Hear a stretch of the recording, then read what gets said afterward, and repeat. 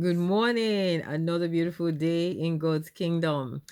Maybe like me, you're one of those people that love those whodunits, the Sherlock Holmes stories or the Agatha Christie's. And sometimes I kind of get quite impatient, trying to figure out who was it that did the dastardly deed. But let's take a look at the scripture that we have before us today. And thank God we'll have the answer anyway in this case. But let's go ahead and see what we have before us. We're in the book of 1 Kings and we're reading from chapter 3 and verse 16.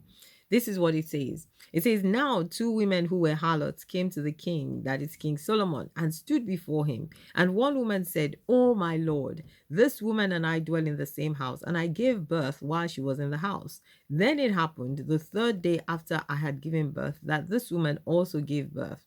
And we were together. No one was in the house. No one was in the house except the two of us in the house. And this woman's son died in the night because she lay on him. So she arose in the middle of the night and took my son from my side while your maidservant slept and laid him in her bosom. And then it says, she then took her dead child and laid her dead child in my bosom.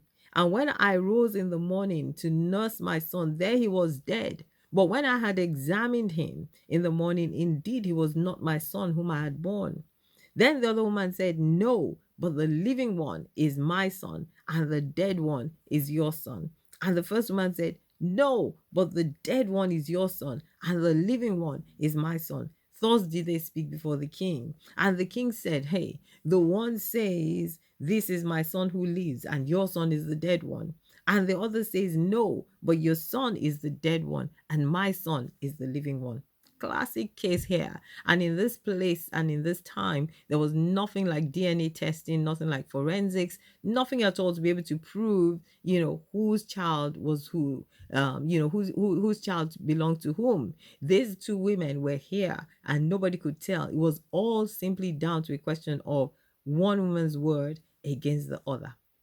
And for us as children of God, as individuals, as human beings, there are times where we come before a situation like that where we need to maybe own up to something that we've done, a mistake that we've made, and it can be so difficult because the consequences can be life changing. The consequences can be, devastating. The consequences, to us at that point in time might seem, impossible to deal with. And that is why we lie. That is why people lie, and are dishonest about a particular thing. And you find it difficult to hold your hands up and to confess that, hey, indeed, I was the one who did it. I was the one who broke that, expensive vase. I was the one who broke that, whatever it is. I was the one that messed up in that relationship. But do you know what? It is better for you. It is always better for you and for me when we own up to the truth, when we say, and confess and repent. Because you see,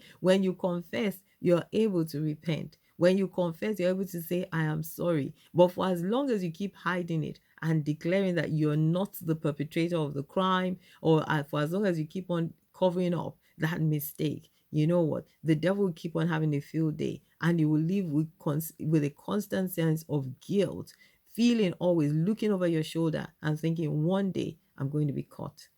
I pray that that will not be you and that will not be me. That if there's any situation that we're facing right now where we need to own up, that we will indeed find the courage by the grace of God to own up to that situation and to declare that let it be, let the chips, fall where they may. God bless you. Have a beautiful day. We'll continue in the next chat. Have a beautiful day.